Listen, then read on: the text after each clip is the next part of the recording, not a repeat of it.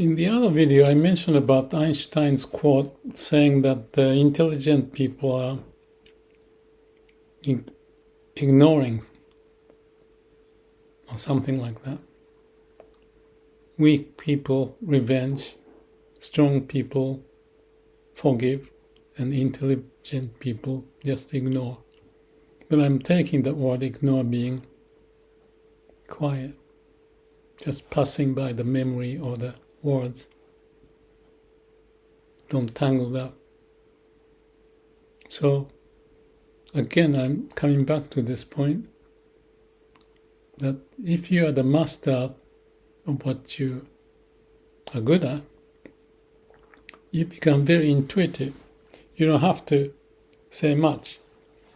You train a lot, whether it's swimming or surfing or diving or piano or playing music or speech in any topic. If you master it, everything is part of who you are. That's the mastery. And the mastery of life is the ultimate mastery of the masteries. And there's an element of those characteristics that we may appreciate, like a childlikeness and the playfulness and being happy and go with the flow. And you don't need to talk much. Ignoring may be a way that things just pass by. When I think about Zen, that is what I like. And in Shin Buddhism, Namo Amida Butsu is very simple. In Zen, maybe nothingness or no mind, and the idea pops up. But to get there requires painful process like anything that you want to master. The kids cannot be mastering the painting and speech and surfing or any of those. But with a strong desire, even the young ones can accomplish it before they can pass through all the exams or schoolwork once you get the intuition. I think the learning language is also like that. I'm not qualified, especially speaking in English with all the grammatical errors. But I cannot hang up with that.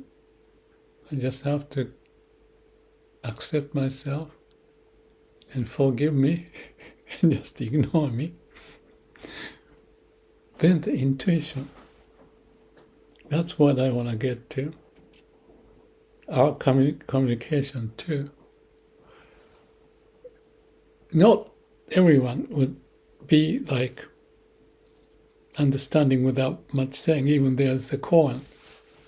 When the Buddha had a gathering of people and he picked up the flower and looked at it, and then Kasho smiled, and with that Buddha gave Kasho the Inca or lineage, become the master to take over or something like that. He got the idea. And in Zen, they may smash it or say cut or one finger Zen or it's like a blue sky. All that koan is for people to get it without thinking about it, because that is so embedded in us. And I believe Myokoni must be the same. Once you get to the level of full compassion, but my understanding is you have to go through similar, not like Zen.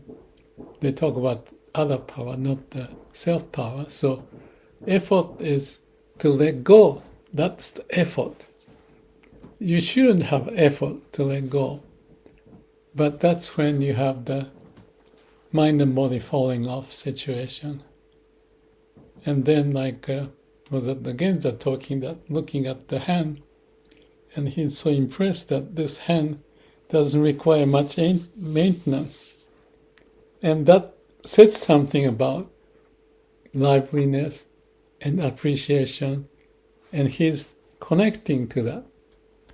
It's unbelievable, that tiny statement. And this one, I not still quite to the point, but when people come and pick up the fruits, then one of the myokoni gave a ladder so that they don't fall. And there's a guy who was stealing the wheat or rice, whatever, I think that was, I forgot which myokoni. But this myokoni said, hey guy, that's not the best place. You have much better place down here.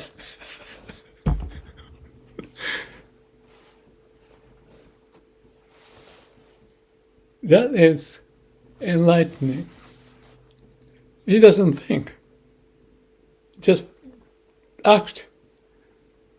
And those who doesn't get what he is doing as compassion and full of compassion, no ego, may all beings be happy. He just acts upon it.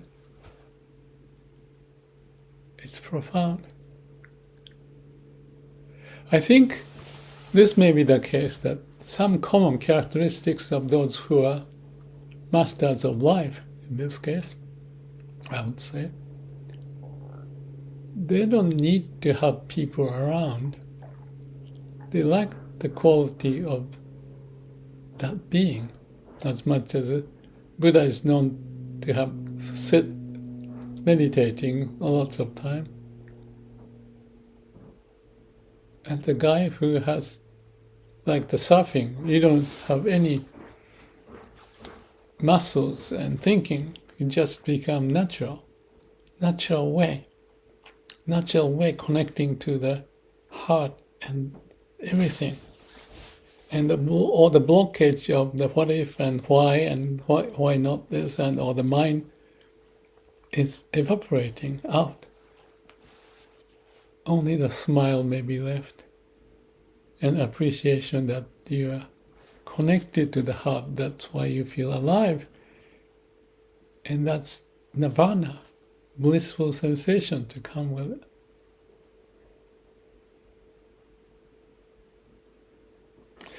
It also may appear like the Daisetsu shedding tears when his good friend passed away.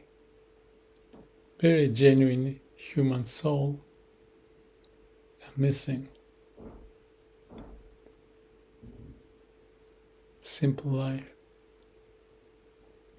I talk a lot, but it's interesting that Zen literature, there are lots of written things. And Daisetsu wrote 100 books or something. He said toward the end of his life, he said something like, I may have spent too much in writing something. But one thing I also know is that he didn't just do the writing, he enjoyed connecting with people, even if some of that may have been difficult. Because that's the Bodhisattva's way of connection with people, passing by, sharing the ideas, and having gone through the difficulties, to have that mastery, let's call it mastery of life.